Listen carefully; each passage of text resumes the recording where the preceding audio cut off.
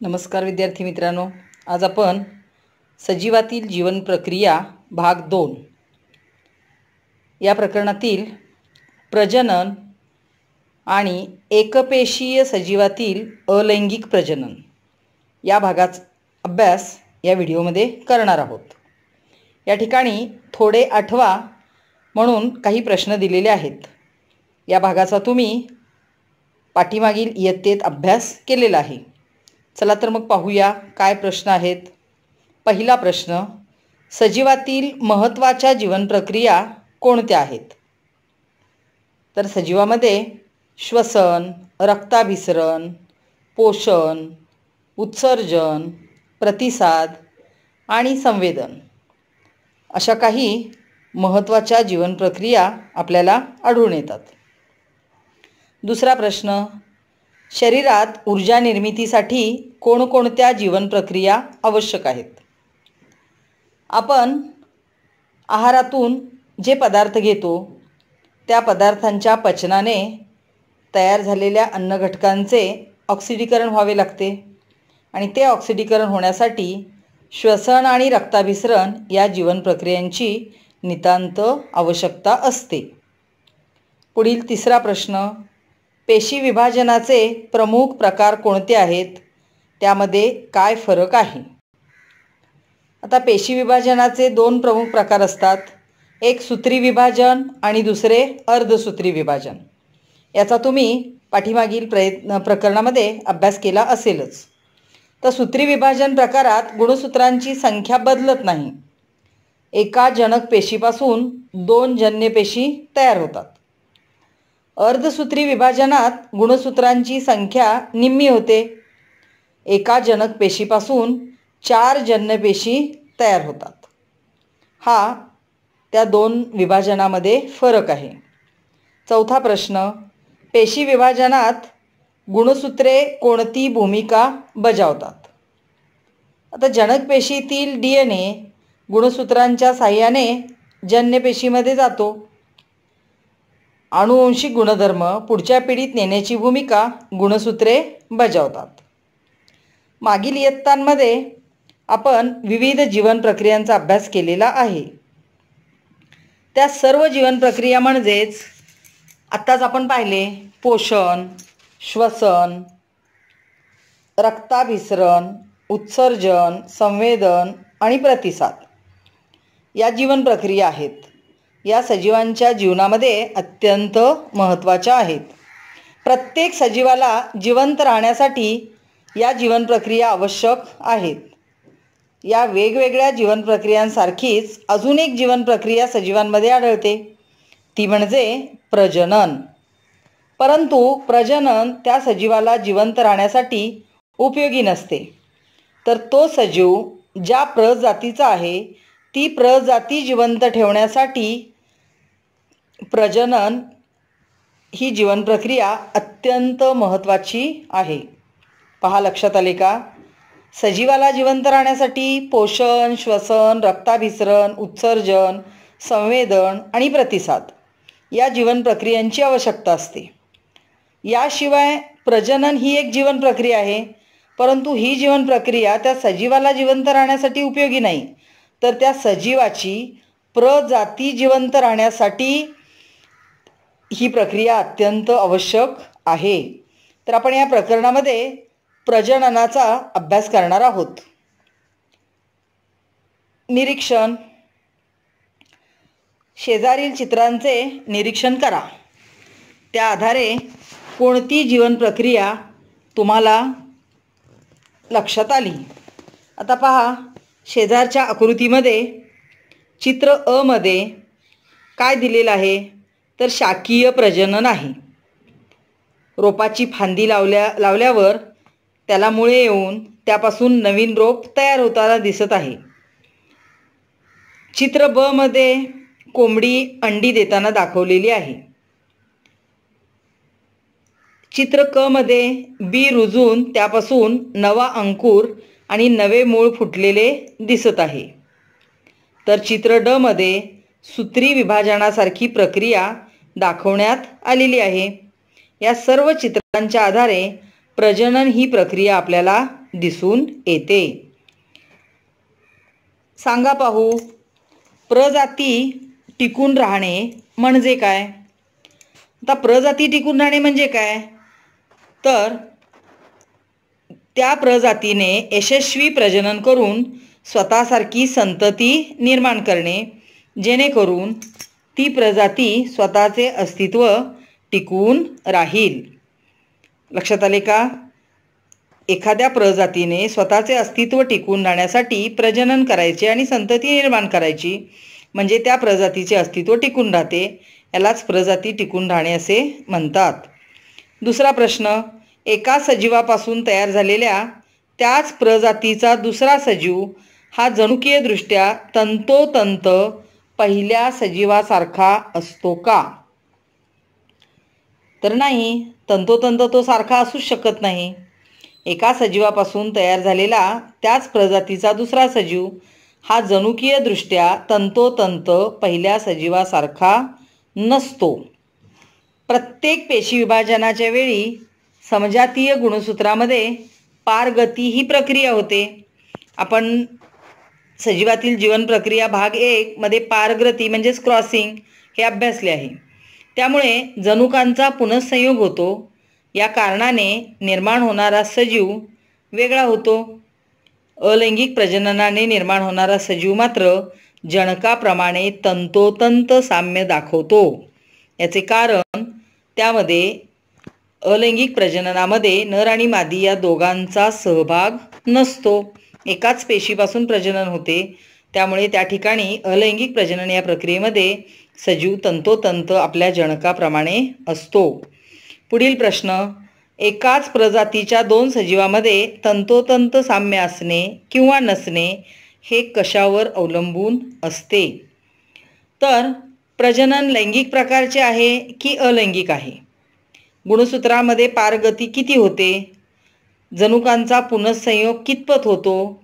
यावर 2 सजीवामध्ये असणारे साम्य आणि भेद अवलंबून असतात. जनुकांचा पुनःसंयोग होत असल्याने सहसा तंतोतंत साम्य आपल्याला 2 सजीवांमध्ये आढळत नाही. मात्र एक युग्मजी जुळ्यात तंतोतंत साम्य दिसते. आता जुळे तुम्ही पुढे अभ्यासणार आहात, त्यावेळी तुम्हाला एक युग्मजी जुळे म्हणजे काय ते अभ्यासायला मिळेल. एका सजीवापासून त्याच प्रजातीचा नवीन सजीव तयार होणे आणि पेशी विभाजन याचा काय परस्पर संबंध आहे? पहा प्रश्न एका सजीवापासून त्याच प्रजातीचा नवीन सजीव तयार होणे आणि पेशी विभाजन याचा काय परस्पर संबंध आहे? आता प्रजनन या प्रक्रियेत गुणसूत्रांचे विभाजन होते. पेशी विभाजन या प्रक्रियेनेच नवी युग्मके तयार होतात. याच युग्मकांच्या फलनानंतर नवा जीव निर्माण होतो. लैंगिक प्रजननाच्या पद्धतीत या सर्व क्रिया पेशी विभाजनानेच घडतात. अलैंगिक प्रजनन हे देखील पेशींच्या विभाजनानेच होते. लक्षात आले असेलच, नवीन सजीव तयार होणे आणि पेशी विभाजन यांचा परस्पर संबंध आहे, कारण पेशी विभाजनानेच नवीन सजीव तयार होतो. एका सजीवापासून त्याच प्रजातीचा नवीन सजीव तयार होण्याच्या प्रक्रियेला प्रजनन म्हणतात. पहा, एका सजीवापासून त्याच प्रजातीचा नवीन सजीव तयार होण्याच्या प्रक्रियेला काय म्हणतात? प्रजनन. सजीवांच्या अनेक वैशिष्ट्यपूर्ण लक्षणांपैकी प्रजनन हे एक विशेष लक्षण आहे. प्रत्येक प्रजातीच्या उत्क्रांतीसाठी कारणीभूत असलेल्या अनेक कारणांपैकी प्रजनन हे एक कारण आहे.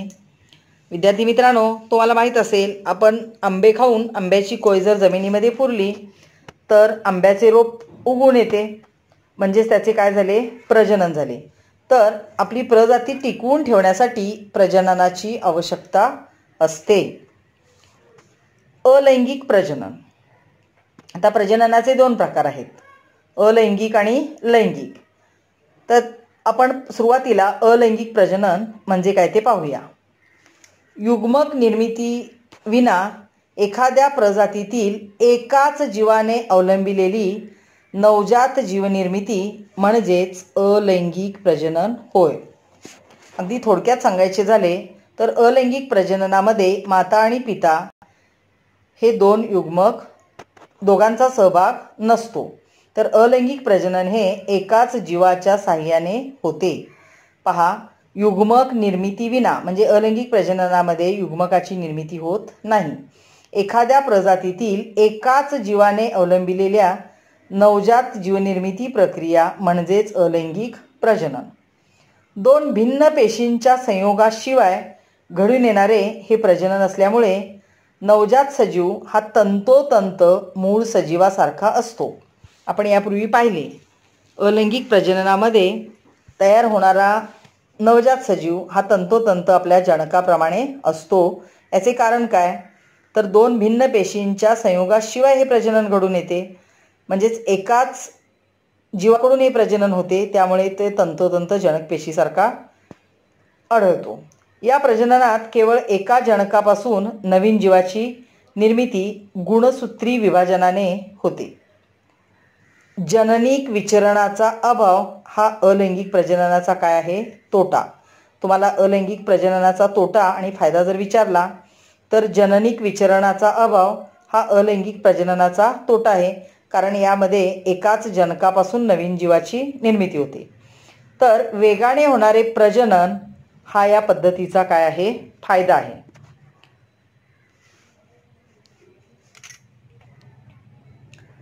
एकपेशीय सजीवातील अलैंगिक प्रजनन. आता एकपेशीय सजीव अलैंगिक पद्धतीने प्रजनन कसे करतात ते आपण पाहूया. त्याचा पहिला भाग आहे द्विविभाजन. यालाच इंग्रजीमध्ये बायनरी फिजन असे म्हणतात. आता द्विविभाजन, द्वि म्हणजे काय? दोन, म्हणजे एकापासून दोघांची निर्मिती. पहा, आदिकेंद्रकी सजीव म्हणजे जीवाणू, आदिजीव म्हणजे अमिबा, पॅरामेशियम आणि युग्लिना, दृश्यकेंद्रकी पेशीतील तंतुकणिका आणि हरितलवके ही पेशी अंगके द्विविभाजन पद्धतीने अलैंगिक प्रजनन करतात. पहा, कोणकोणते एकपेशीय सजीव द्विविभाजन पद्धतीने अलैंगिक प्रजनन करतात? तर आदिकेंद्रकी सजीव, आदिजीव, आदिकेंद्रकी सजीवामध्ये जीवाणू येतो, आदिजीवामध्ये अमिबा, पॅरामेशियम आणि युग्लिना, दृश्यकेंद्रकी पेशीतील तंतुकणिका आणि हरितलवके ही पेशी अंगके द्विविभाजन पद्धतीने अलैंगिक प्रजनन करतात. या प्रकारात जनक पेशीचे दोन समान भागात विभाजन होते आणि दोन नवजात पेशी तयार होतात. सदर विभाजन सूत्री किंवा असूत्री पद्धतीने होते, म्हणजेच मिटॉसिस किंवा अमिटॉसिस या पद्धतीने हे विभाजन होते. वेगवेगळ्या आदिजीवांमध्ये विभाजनाचा अक्ष वेगवेगळा असतो. आपण या ठिकाणी आकृतीमध्ये आता पाहणार आहोत. उदाहरणार्थ, अमिबा विशिष्ट आकार नसल्याने कोणत्याही अक्षातून विभाजित होतो. या ठिकाणी साधे विभाजन अमिबामध्ये होते ते साधे विभाजन होते. तर अमिबातील साधे विभाजन आकृतीमध्ये दाखवलेले आहे. आता अमिबाला विशिष्ट आकार नसतो, हे तुम्ही अगदी 5वी-6वी पासून शिकत आलेले आहात. तर हा जनक अमिबा आहे. यामध्ये असणारा जो केंद्रक आहे हा थोडासा या ठिकाणी लांबट झालेला दिसतोय. या ठिकाणी पहा, तो विभागला गेला आहे आणि शेवटच्या स्टेजमध्ये दोन नवजात अमिबा आपल्याला तयार झालेले दिसत आहेत. म्हणजे एका अमिबापासून दोन अमिबा या ठिकाणी तयार झालेले आहेत, म्हणून याला द्विविभाजन असे म्हणतात. तर अमिबामध्ये जे विभाजन होते ते साधे द्विविभाजन आहे, म्हणून याला साधे द्विविभाजन म्हणतात. पॅरामेशियम आडवे द्विविभाजन या पद्धतीने. आता पॅरामेशियम बघा, या ठिकाणी हा चपलेच्या आकारासारखा असतो पॅरामेशियम. स्लीपरचा जो आकार असतो, तळाचा स्लीपरच्या तसा आकार दिसतो हा. तर हा जनक पॅरामेशियम आहे. याच्यामध्ये हा पहा, त्यामध्ये असणारं जे केंद्रक आहे ते उभट झालेलं दिसते. परत हा या ठिकाणी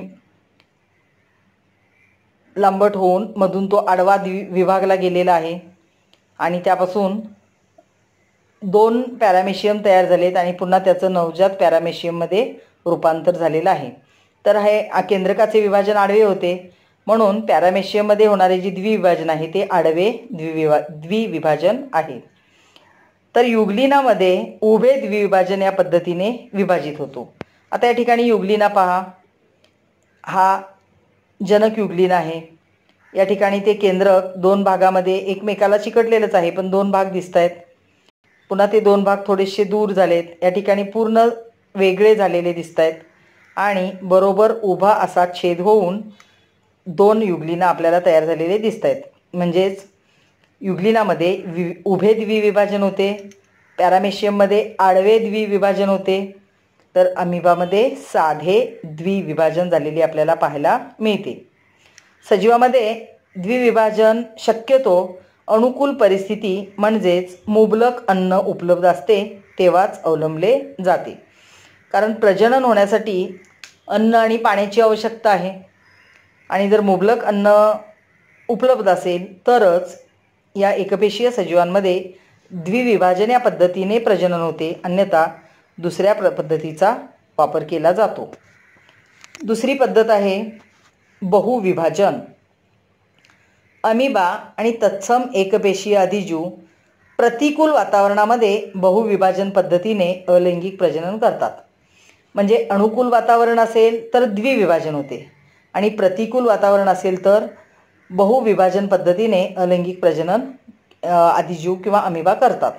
ज्यावेळी अपुरे अन्न किंवा इतर प्रकारची प्रतिकूल परिस्थिती तयार होते त्यावेळी अमिबा काय करतो तर छद्मपाद तयार करत नाही. अमिबाला छद्मपाद असतो, माहीत असेल तुम्हाला. अमिबाला छद्मपाद असतो, तर प्रतिकूल परिस्थितीमध्ये तो छद्मपाद तयार करत नाही आणि हालचाल काय करतो स्वतःची थांबवतो. त्यामुळे तो गोलाकार होतो. अमिबाची हालचाल थांबली आणि छद्मपाद तयार करण्याची प्रक्रिया जर थांबवली त्याने तर त्याचा आकार कसा होतो, गोलाकार होतो. या ठिकाणी पहा, हा जनक अमिबा आहे, हा गोलाकार अमिबा झालेला आपल्याला दिसतोय. तर तो गोलाकार होतो आणि पेशी पटलाभोवती कठीण संरक्षक कवच तयार करतो. या ठिकाणी पहा, डार्क ब्ल्यू कलरचं संरक्षक आवरण तयार झालेलं दिसते आणि त्याला पुटी असं म्हटलेलं आहे. अशा कवचबद्ध अमिबाला किंवा कोणत्याही एकपेशीय सजीवाला पुटी म्हणतात. लक्षात आलं? असा कवचबद्ध अमिबा किंवा एकपेशीय जो सजीव आहे त्याला काय म्हणतात, पुटी. त्यालाच इंग्रजीमध्ये सिस्ट, CYST, सिस्ट असे म्हणतात. पुटीमध्ये पहिल्यांदा फक्त केंद्रकाचे अनेक वेळा सूत्री विभाजन होते व अनेक केंद्रके तयार होतात. या ठिकाणी तुम्ही निरीक्षण करा, या पुटीच्या आतमध्ये छोटे छोटे छोटे अनेक केंद्रके किंवा अनेक अमिबा तुम्हाला दिसत आहेत. मग पेशीद्रव्याचेही विभाजन होते. पहिल्यांदा काय होते, सूत्री विभाजनामध्ये पुटीच्या आतमध्ये त्याचे केंद्रकाचे विभाजन होते आणि पेशीद्रव्याचे सुद्धा विभाजन होते आणि अनेक छोटे छोटे अमिबा तयार होतात. या ठिकाणी या भागाचे निरीक्षण करा, यातमध्ये बरीच केंद्रके आणि छोटे छोटे अमिबा आपल्याला दिसत आहेत. प्रतिकूल परिस्थिती असेपर्यंत ते पुटीमध्येच राहतात, म्हणजे पुटीतून बाहेर पडत नाहीत. आणि जेव्हा अनुकूल परिस्थिती येते त्यावेळी ही पुटी काय होते, फुटते. या ठिकाणी दाखवलेलं आहे पहा, पुटी फुटली आहे आणि अमिबा बाहेर पडत आहेत आणि त्यातून अनेक नवजात अमिबा बाहेर पडतात. त्याला बहुविभाजन असं का म्हटलेलं आहे? द्विविभाजनमध्ये आपण काय पाहिलं तर दोन अमिबा तयार होतात, या ठिकाणी असंख्य अमिबा तयार झालेले पाहायला मिळतात आणि म्हणून त्याला काय म्हटलेलं आहे, बहुविभाजन. अशा पद्धतीने प्रतिकूल परिस्थिती ज्यावेळी असते त्यावेळी अमिबा किंवा इतर काही अधिजीव काय करतात, बहुविभाजन या पद्धतीने प्रजनन करतात. तिसरी पद्धत आहे कलिकायन म्हणजेच बडिंग. आता कलिकायन या ठिकाणी आकृतीमध्ये किण्वाचे कलिकायन झालेले दाखवलेले आहे. पहा कृती काय दिलेली आहे, बाजारातून ॲक्टिव्ह ड्राय ईस्ट पावडर आणा. ईस्ट माहिती आहे तुम्हाला, म्हणजेच किण्व मराठीमध्ये. एका चंचूपात्रात 50 मिली कोमट पाणी घ्या, त्यात 5 ग्रॅम ड्राय ईस्ट पावडर आणि 10 ग्रॅम साखर मिसळून ते मिश्रण चांगले ढवळा. 1 तास ते मिश्रण उबदार ठिकाणी ठेवून नंतर त्या मिश्रणाचा एक थेंब स्वच्छ काचपट्टीवर घ्या. त्यावर आच्छादक काच ठेवून संयुक्त सूक्ष्मदर्शकाखाली निरीक्षण करा. विद्यार्थी मित्रांनो, ही बाकीची प्रक्रिया आपल्याला घरी करता येईल, परंतु संयुक्त सूक्ष्मदर्शीशिवाय आपल्याला किण्वातील कलिकायन अभ्यासाला मिळत नाही. त्यामुळे तुम्ही हा प्रयोग घरी काचपट्टी तयार करूनही शाळेमध्ये जेव्हा जाल तेव्हा प्रयोगशाळेत सूक्ष्मदर्शकाखाली संयुक्त सूक्ष्मदर्शीखाली तुम्ही किण्वाचे कलिकायन पाहू शकता. तुम्हाला किण्व पेशी मुकुलायन किंवा कलिकायन करताना दिसतील. आता त्याला कलिका असं का म्हटलेलं आहे ते आपण आकृतीमध्ये पाहणार आहोत. म्हणजेच अनेक किण्व पेशींना एक एक छोटी कलिका दिसेल. या ठिकाणी पहा, जनक जे किण्व आहे ते साध्या आकाराचं तुम्हाला दिसते, त्याच्यामध्ये आत केंद्रक आहे. पुढच्या स्टेजला काय झाले तर त्याला फुगवटा आलाय, पुढे असा फुगवटा आलेला दिसतोय. त्याच्या पुढे काय झालं, केंद्रक विभागलं गेलं. या ठिकाणी केंद्रक दिसते आणि इकडेही छोटासा केंद्रकाचा भाग दिसतोय. त्याच्यानंतर पुढच्या स्टेजला केंद्रक विभागलेलं केंद्रक त्याच ठिकाणी त्याला जोडलं गेलेलं आहे. पहा, एकाच्या वरती एक दिसत आहेत, म्हणजे त्याला कलिका असं म्हणतात. इथं नवीन कलिका असं म्हटलेलं आहे. आणि मग अशा अनेक कलिका एकावर एक तयार होऊन प्रत्येक कलिकामध्ये आपल्याला काय दिसतोय, केंद्रक दिसतोय. म्हणजेच एका किण्वापासून कलिकायन पद्धतीने कलिका तयार होऊन आपल्याला त्याचे प्रजनन झालेले आढळते. किण्व या एकपेशीय कायकामध्ये कलिकायन पद्धतीने अलैंगिक प्रजनन होते. किण्व पेशी कलिकायन पद्धतीने प्रजनन करण्यासाठी सूत्री विभाजनाने 2 नवजात केंद्रके तयार करते. या पेशीला जनक पेशी म्हणतात. या जनक पेशीला बारीकसा फुगवटा येतो. हे या ठिकाणी आपण आकृतीत पाहिला, छोटासा फुगवटा येतो. हा फुगवटा म्हणजेच काय आहे, कलिका. 2 नवजात केंद्रकांपैकी एक केंद्रक कलिकेमध्ये प्रवेश करतो आणि कलिकेची योग्य वाढ झाल्यानंतर ती जनक पेशीपासून वेगळी होते आणि स्वतंत्र नवजात किण्वपेशी म्हणून ती वाढू लागते. तर या ठिकाणी तुम्हाला दिसत आहेत असं अनेक कलिका एकावर एक आहेत. जेव्हा त्यांची पूर्ण वाढ होते त्यावेळी ते स्वतंत्रपणे काय करतात, वाढू लागतात. अशा प्रकारे किण्वामध्ये कलिकायन या पद्धतीने प्रजनन होते. विद्यार्थी मित्रांनो, या ठिकाणी सरावासाठी काही प्रश्न दिलेले आहेत. या प्रश्नांची उत्तरे तुमच्या वहीमध्ये लिहा. हा व्हिडिओ आवडला असेल तर लाईक, कमेंट आणि शेअर करा. थँक्यू.